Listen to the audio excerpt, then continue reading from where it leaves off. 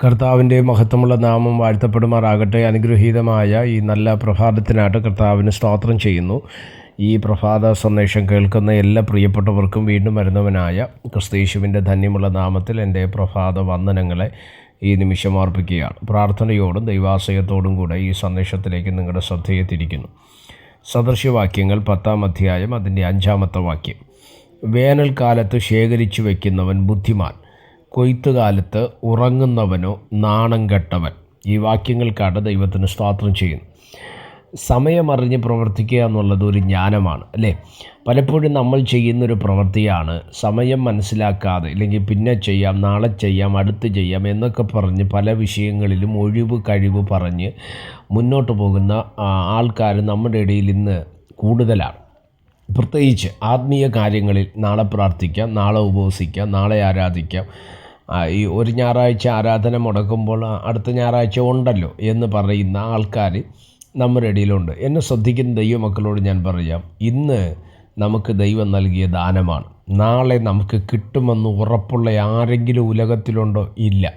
നമ്മളെല്ലാവരും ഇന്ന് പ്രഭാതത്തിൽ മനസ്സിലാക്കിയിരിക്കേണ്ട ഏറ്റവും പ്രധാനപ്പെട്ടൊരു കാര്യമാണ്, സമയം എന്ന് പറയുന്നത് വിലപ്പെട്ടതാണ്.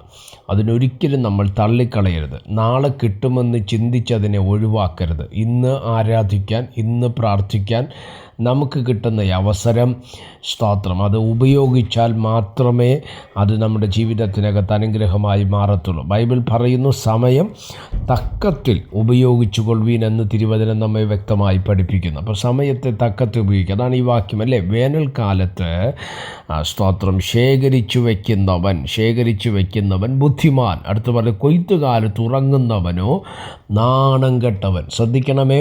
അപ്പോൾ കൊയ്ത്ത് കാലത്ത് ഉറങ്ങുന്നവൻ ആരാണ്? അവൻ നാണം കെട്ടവനാണ്, അല്ലേ? മനസ്സിലാക്കുന്നുണ്ടോ? ഒരു നന്മയിലേക്കാണ് കൊയ്ത്തെന്ന് പറയുന്നത്, ഒരു അനുഗ്രഹമാണ് കൊയ്ത്തെന്ന് പറയുന്നത്. പക്ഷേ സ്തോത്രം, അതിനെ ആ സമയത്ത് കൊയ്ത്തെടുക്കാതെ ഉറങ്ങുന്നെങ്കിൽ അവൻ നാണം കെട്ടവനെന്ന് തിരുവചനം നമ്മെ പഠിപ്പിക്കുന്നു. എന്നാൽ ബുദ്ധിമാൻ ആരാണ്? വേനൽക്കാലത്ത് ശേഖരിച്ചു വയ്ക്കുന്നവൻ ബുദ്ധിമാനാണ്. അതുകൊണ്ട് സമയം മനസ്സിലാക്കി, സമയത്തിൻ്റെ വില തിരിച്ചറിഞ്ഞ് ദൈവസന്നിധിയിൽ കഴിക്കേണ്ട, ദൈവത്തിന് വേണ്ടി ചെയ്യേണ്ട, മനുഷ്യർക്ക് വേണ്ടി ചെയ്യേണ്ട കാര്യങ്ങൾ കൃത്യസമയത്ത് ചെയ്ത് മുന്നോട്ട് പോകുവാൻ ദൈവത്തിൻ്റെ ആത്മാവ് നമുക്ക് കൃപ നൽകട്ടെ. പ്രാർത്ഥിക്കാം. പരിശുദ്ധനായ ദൈവമേ, സ്വർഗീയ നല്ല പിതാവേ, സന്ദേശത്തിനായിട്ട് സ്തോത്രം ചെയ്യുന്ന ഈ സന്ദേശം കേൾക്കുന്ന എല്ലാ പ്രിയപ്പെട്ടവരെ തൃക്കരങ്ങൾ തരുന്നു. അവിടുന്ന് ചിറകടി മറച്ച് അനുഗ്രഹിക്കണം. അനേകർക്ക് ഇത് ഈ സന്ദേശം അനുഗ്രഹമായിരിക്കാൻ സ്വർഗം ഇടവരുത്തും. മഹത്വം അങ്ങേക്ക് യേശു കർത്താവിൻ്റെ നാമത്തിൽ തന്നെ. ആമേൻ. എല്ലാവരെയും ദൈവം അനുഗ്രഹിക്കട്ടെ. God bless you.